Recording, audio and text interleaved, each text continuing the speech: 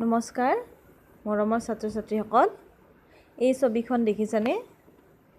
ছবিখন তোমালোকে চিনি পোৱানে?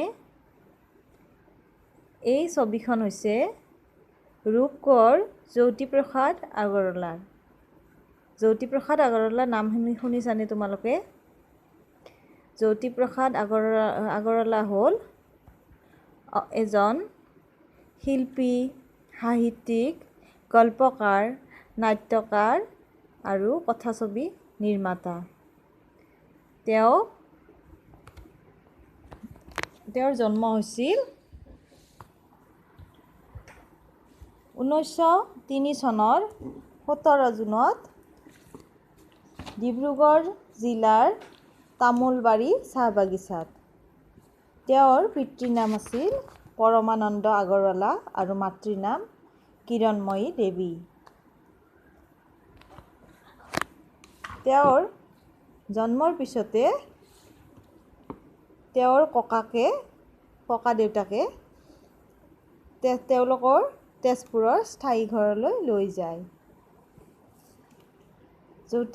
তেজপুৰ অসমৰ এখন প্ৰসিদ্ধ ঠাই। ইয়াৰ পুৰণি নাম শোণিতপুৰ। ইয়াতে জ্যোতিপ্ৰসাদে তেওঁৰ বাল্যকাল অতিবাহিত কৰে। সৰুকালতে তেওঁ বৰ তজবজীয়া আৰু চঞ্চল স্বভাৱৰ আছিল। তেওঁৰ মনত অকণো ভয়ভাৱ নাছিল। সকলো কথা জানিবলৈ শৈশৱকালৰ পৰাই তেওঁ ধাউতি আছিল। ৰং ধেমালি কৰি তেওঁ যিমান ভাল পাইছিল, পঢ়া শুনাতো তেওঁৰ সিমানেই ৰাপ আছিল। ল'ৰালি কালত জ্যোতিপ্ৰসাদে মাকৰ সুৱাদী সুৰীয়া গীত শুনি বৰ ভাল পাইছিল। মাক দেউতাক সংগীতপ্ৰেমী হোৱা বাবে শিশুকালৰ পৰাই জ্যোতিপ্ৰসাদৰ মনতো সংগীতৰ প্ৰতি ৰাপ জন্মিছিল। 1919 চনত দেউতাকে তেওঁক তেজপুৰ চৰকাৰী হাইস্কুলত নাম লগাই দিয়ে। হাইস্কুলৰ 10ম শ্ৰেণীত পঢ়ি থাকোঁতে তেওঁ 1921 চনত শোণিতকুঁৱৰী নাটখন ৰচনা কৰিছিল। তেতিয়া তেওঁৰ মাত্ৰ বয়স আছিল 18 বছৰ। এই সময়তে গোটেই দেশজুৰি অসহযোগ আন্দোলন চলে আৰু জাতিৰ পিতা মহাত্মা গান্ধীৰ নেতৃত্বত চলা অসহযোগ আন্দোলনত কোমল বয়সৰ জ্যোতিয়ে যোগ দিয়ে। ফলত তেওঁৰ শিক্ষা জীৱনত ব্যাঘাত জন্মে। 1922 চনত তেওঁ কলকাতাত জাতীয় বিশ্ববিদ্যালয়ৰ পৰা প্ৰৱেশিকা পৰীক্ষাত উত্তীৰ্ণ হয়। উচ্চ শিক্ষাৰ বাবে তেওঁ কলকাতাৰ নেশ্যনেল কলেজত নামভৰ্তি হৈছিল যদিও মাতৃভূমিৰ স্বাধীনতা আন্দোলনৰ বাবে নিজ ৰাজ্যলৈ ঘূৰি আহে। 1926 চনত উচ্চ শিক্ষাৰ বাবে তেওঁ ইংলেণ্ডলৈ যায়। এডিনবৰা বিশ্ববিদ্যালয়ত নামভৰ্তি কৰি এবছৰ অধ্যয়ন কৰাৰ পাছত বোলছবি নিৰ্মাণ কাৰ্য অধ্যয়নৰ বাবে মন মেলে। সেই উদ্দেশ্যে তেওঁ জাৰ্মানীৰ ৰাজধানী বাৰ্লিনলৈ যায়। তাৰ পৰা উভতি আহি তেওঁ ভোলাগুৰি চাহ বাগিচাত চিত্ৰবন প্ৰতিষ্ঠা কৰে আৰু তাত জয়মতী কথাছবি প্ৰযোজনা কৰে। জয়মতী হ'ল প্ৰথম অসমীয়া কথাছবি। গতিকে তোমালোকে গম পালা, প্ৰথম অসমীয়া কথাছবি নিৰ্মাতা হ'ল জ্যোতিপ্ৰসাদ আগৰৱালা।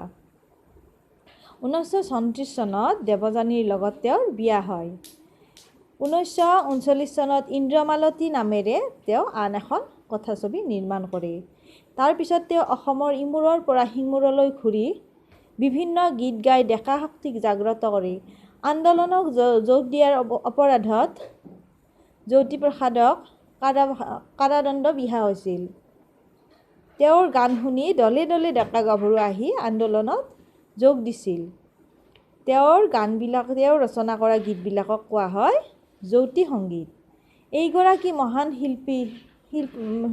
শিল্প সংস্কৃতিৰ পূজাৰীয়ে 1951 চনৰ 17 জানুৱাৰী তাৰিখে 48 বছৰ বয়সতে তেজপুৰত তেওঁৰ নশ্বৰ দেহ ত্যাগ কৰে, অৰ্থাৎ তেওঁৰ মৃত্যু হয়।